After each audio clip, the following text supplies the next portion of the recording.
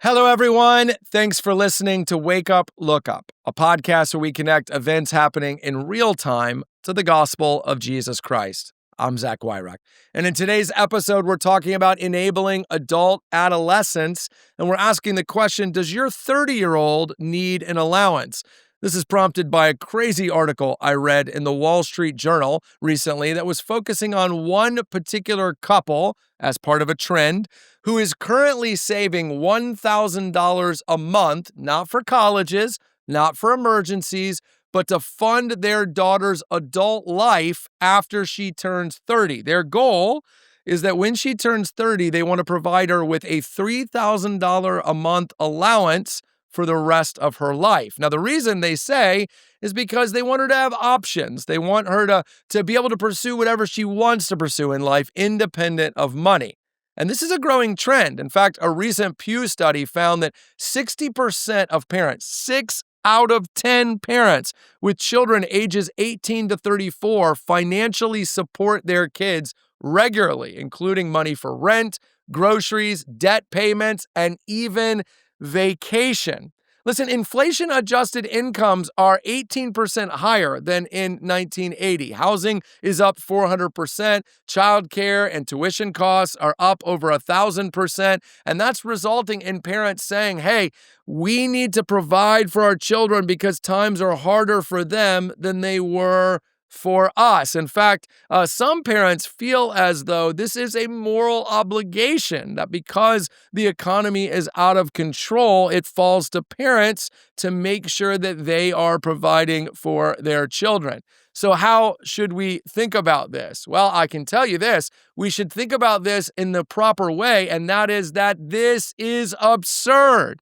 I mean, let me just say this. No one is arguing that when a person finds themselves in a difficult place, we don't help them. Look, the Bible makes clear that we're to be sacrificial and generous in all kinds of ways. And I don't care if the person in your small group who says they can't pay their light bill is your daughter or your son or your neighbor or a stranger. If you're in a position to help, you should consider it. But that's not what we're talking about here. We're not talking about assistance when times are hard. We're talking about enabling a generation to depend upon their parents instead of themselves. We're talking about a cultural trend to delay maturity instead of pushing people to maturity. Like, just think about this. The Apostle Paul says in 1 Corinthians 13, when I was a child, I thought as a child, but now that I'm a man, I put childish ways behind me. An allowance is a childish thing. It's a way of teaching kids about money. It's a way of teaching kids about hard work, of teaching them how to manage their money, that every dollar that goes somewhere is a dollar that can't go somewhere else. Your 30-year-old should have learned that lesson by now. And by the way, you hear what their parents are paying for? Debt payments? So, hey, son or daughter, I know your materialism is out of control and you lack the ability to say no to yourself. So instead of you learning how to dig your way out of that, I will further enable or empower you. Vacation? Hey, here's a simple rule of life. If you don't have the money for a vacation, don't take one. You don't ask mom and dad. Listen, this is how you learn financial management. A little pain, a little difficulty is what shapes you. And that is the biblical point. Work is part of God's design, whether that's professionally or internally, the work I do on myself to not be materialistic, to not be bad with money. 2 Thessalonians 3 says it this way, if anyone is not willing to work, let him not eat. That's because it's not sustainable. Lazy people, irresponsible people will consistently find themselves back at the low point asking for more help. When you help someone out of laziness, when you help someone out of irresponsibility, you're not actually helping them. If the goal is to help them, it's to lead them to sustainably take care of themselves and to provide for their families. That's why Proverbs 22:6 says to train up a child in the way he should go. Listen, if your child is 30 expecting an allowance when they were 3, you messed up.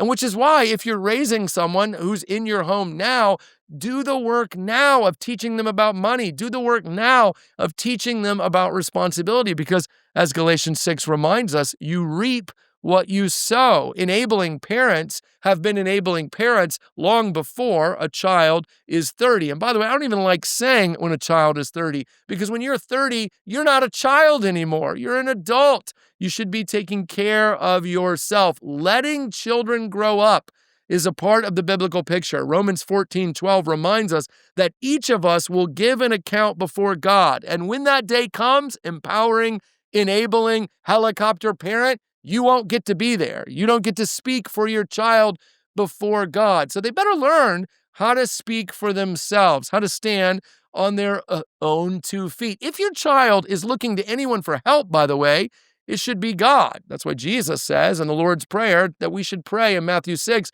that God would give us that day our daily bread. It isn't that we should be stopping a prayer to call mom and see if she can DoorDash. What are we doing? Listen, in the church, we have got to be raising responsible, resourceful children who understand the value of work, the value of money, the value of responsibility, so that they can become the men and women of God they are called to be. If you're an enabler, you're not helping. And if you want to help, you need to stop. Hey, thanks for watching this episode of Wake Up, Look Up. If you enjoyed it, please help us get the word out by sharing it with someone you think might benefit from it. And while you're here, make sure to subscribe to our YouTube channel to get further content, or even download the CCC app, where you'll find even more resources to help you grow in your faith and relationship with Jesus Christ.